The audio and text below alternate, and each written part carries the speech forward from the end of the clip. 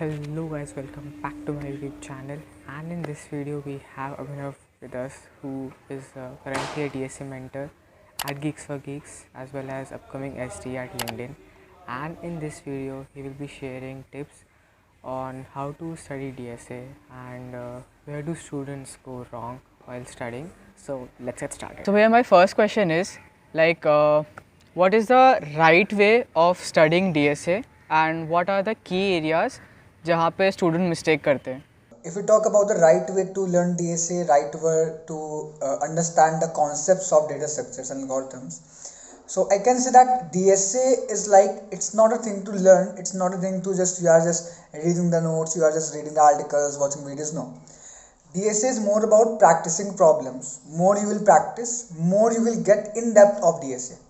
So what I feel and what basically students do mistake is that when they start from the first year, from the second year, they either they take a course, either they are just reading the problem. They are just that what are arrays, what are strings, what are maps. Then they are just reading the algorithm, that this is a BFS algorithm, this is a DFS algorithm. This is what they do. But this is the 20% part of your DSA learning. But the most major part is the practice of that problem. So let's say that if you are learning a particular algorithm, so learning its algorithm, learning that code is a 20 or 30% part of yours. But practicing problems on that plays a very important role. Okay, and that is what I think is lacking in current period. So everyone is just moving behind a course, just take this course, complete this course, and now I am good in DSA. No, so that's the thing actually. And one of the question is कि जैसे जब भी हम कोई code fence या code forces पे question try करते हैं, सो इट्स क्वाइट ऑब्वियस कि वो फर्स्ट अटेम्प्ट में नहीं हो पाता. एंड कभी लॉजिक समझ नहीं आ रहा, कभी यही समझ नहीं आ रहा कि कोड कैसे करें. So how do we deal with that? So if we talk about these code 7 code forces contest, so इसमें जो questions आते हैं, they are not straightforward. The first task is to understand the problem statement itself. पहला task तो ये हो जाता है, and the second task is basically कि you have to we can say go through the solution की solution क्या होगा. But before solution, this is the problem which is encountered by different students. बहुत लोग उसको फेस करते हैं, even मैंने भी फेस की थी, कि प्रॉब्लम्स कैसे समझें, ये प्रॉब्लम्स में क्या इंप्लीमेंट करना है, ये चीज़ कैसे समझें. So this is a game of total experience. आप जितना ज़्यादा प्रैक्टिस करोगे उतना ज़्यादा आपको समझ में आएगा. एंड ऑब्वियसली आपको सीधे हाई लेवल पे नहीं आना है. जब मैंने स्टार्ट किया था, I started with CodeChef, because in CodeChef I think that the starting problems are quite beginner friendly problems are there in CodeChef. So I started with the CodeChef. मैंने कुछ बिगिनर लेवल प्रॉब्लम सॉल्व किया, मैं धीरे धीरे contest देना start किया. That time it was long challenges were there, and I think lunch time and cook off were there. So I started practicing problems of that contest. उससे मुझे एक थोड़ा सा पीक मिला कि हाँ क्या होता है कॉम्पिटिटिव प्रोग्रामिंग में, कैसे उसे करते हैं. After that, when I got a good hands on knowing how the problems are, how the patterns are built, then I moved towards the more advanced problems on code forces or other platforms ना. So it's like that, it depends on you. जितना ज़्यादा आप practice करोगे उन problems की, उतना ज़्यादा आपको उसकी अंडरस्टैंडिंग आएगी. और एक पैटर्न देखो, एक पैटर्न बनाना पड़ता है. ठीक है, पैटर्न मतलब क्या होता है कि आपने आज एक क्वेश्चन पढ़ा, सो आपको पता है कि that question is solve by binary search. So आपने एक पैटर्न बनाया अपने माइंड में कि हाँ भाई, इस तरीके के जो क्वेश्चन है वो बाइनरी सर्च हम लोग सॉल्व कर रहे होते हैं. Getting, so making patterns in your mind is very important. And भैया एक क्वेश्चन जो रहता है बिगनर्स के माइंड में, स्पेशली मेरे पे भी रहता है, मेरे माइंड में था ये क्वेश्चन कि we have lots of CP websites like HackerRank हो गया, कोड फोर्सेस हो गया, लीड कोड हो गया, कोड फेंस हो गया. सो किस उससे स्टार्ट करें, किस वेबसाइट से स्टार्ट करें so that it has basic questions ताकि हम ईजिली कर सकें, and it also has that high level questions ताकि interview preparation like Google Facebook वगैरह में दिक्कत ना आए. So if I talk about website, I will not judge any one of them because सारी ही बहुत अच्छी हैं. If they all are existing in the market, कोई हैकर रैंक यूज़ करता है, कोई हैकर अर्थ यूज़ करता है, कोई लीड कोड यूज़ कर रहा है, कोई गीक्स फॉर गीक्स यूज़ कर रहा है. देयर आर डिफरेंट वेबसाइट और सारी ही अच्छी हैं जो कि मार्केट पे स्टैंड कर रही हैं. सो ऑब्वियसली बात, सब में इतना कंटेंट होगा. हाँ, if we talk about, there are 3 levels of question which we have to practice. The first is a beginners problem. जब हम लोग बिगिनर कर रहे होते हैं अपनी कोडिंग जर्नी को, तब हमें कहाँ से प्रैक्टिस करना चाहिए. The second phase is, and which is the most important phase, The second and the most important phase is the phase when we are done with the basics, when we are done with the basic concepts and now we are just practicing for being better. वो सबसे ज़्यादा important phase होता है. और एक last phase होता है जब आपका प्लेसमेंट्स पास में होते हैं, आप बिल्कुल एट द लास्ट गेम के लिए आप प्रैक्टिस कर रहे होते हो कि let's say you have placement in your 2 months और 3 months, आप उसके लिए प्रिपेयर कर रहे होते हो. ठीक है, तो ये कुछ एक सीक्वेंस ऑफ फेजेस होते हैं जहाँ पर आपको ये सारी चीज़ें करनी होती हैं. अब मैं पहले बात करूँगी बिगिनर फेज़ की. तो बिगिनर फेज़ में क्या होता है कि आपको कुछ पता नहीं होता, तो आपको सिर्फ बहुत ही बेसिक प्रॉब्लम से सॉल्व करने होते हैं. So in that case what happens is कि sites like HackerRank is very beginner friendly. Sites like LeetCode. In LeetCode, actually, LeetCode is a site which contains from beginner to advanced level problem. Similarly, Geeks4Geeks is a site which contains from beginner to advanced level problem. Actually, if I will say every site contains from beginner to advanced level problem, but for some site the beginner questions are better, or some sites advanced questions are better.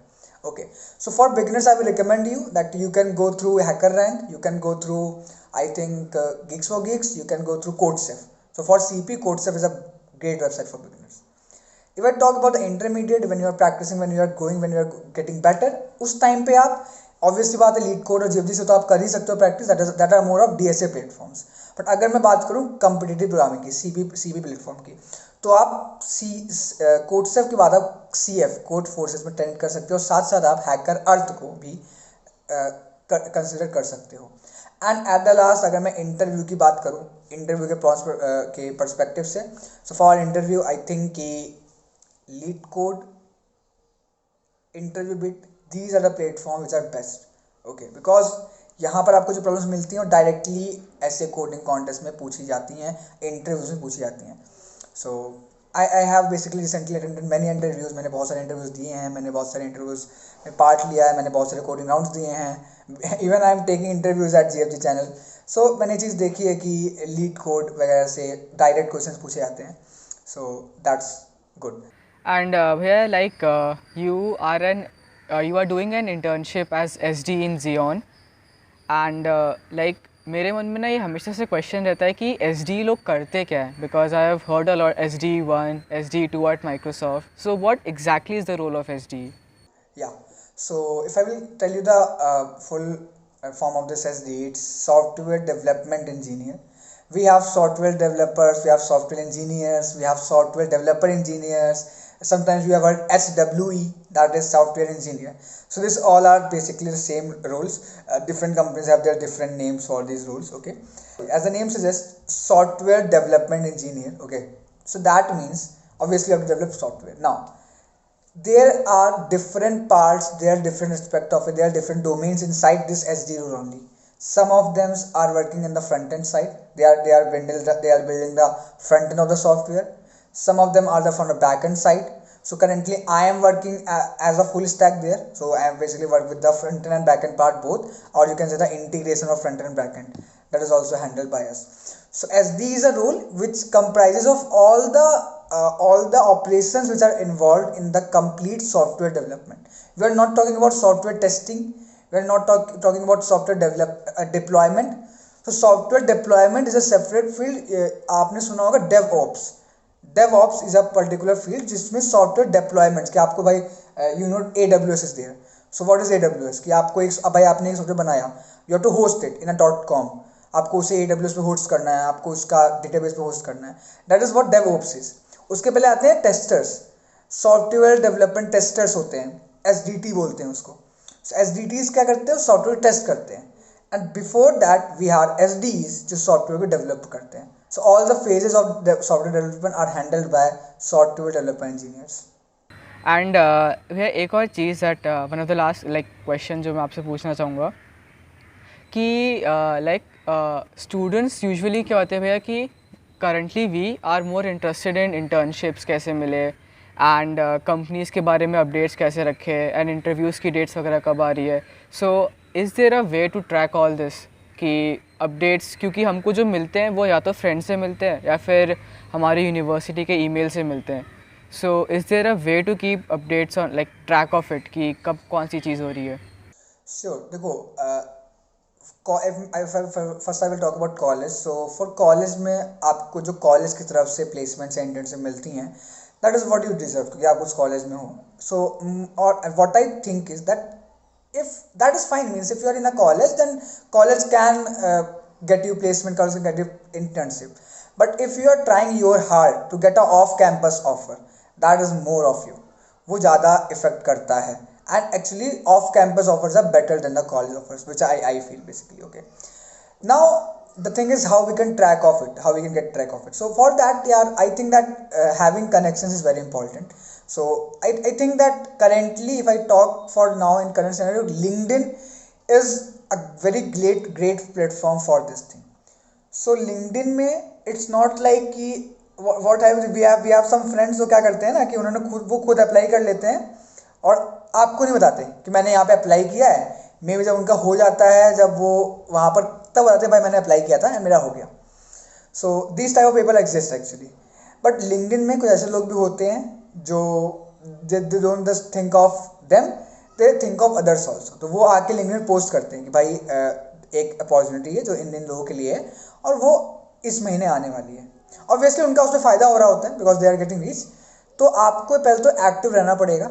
जो भी communities हैं, जो भी LinkedIn एक बहुत बड़ी community है professionals की, वहाँ पे आपको एक्टिव रहना पड़ेगा.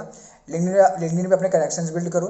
जिन लोगों से आपको फ़ायदा मिल सकता है आप उनके कनेक्शंस रखो, उनसे बात करो, उनसे बोलो कि sir if you have any opportunity please tell me. मैं बताऊँ तो मैंने अभी तक, मैं आपको अपने लिंक्डइन का लिंक भेज दूंगा, तुम डिस्क्रिप्शन में डाल देना, ठीक है.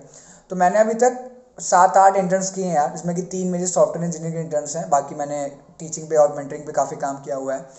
उनमें से मैं तुम्हें बताऊं तो मुझे 60% जो इंटर्न्स या फ्रीलांस बोल लो, सब लिंक्डइन के थ्रू ही मिला है.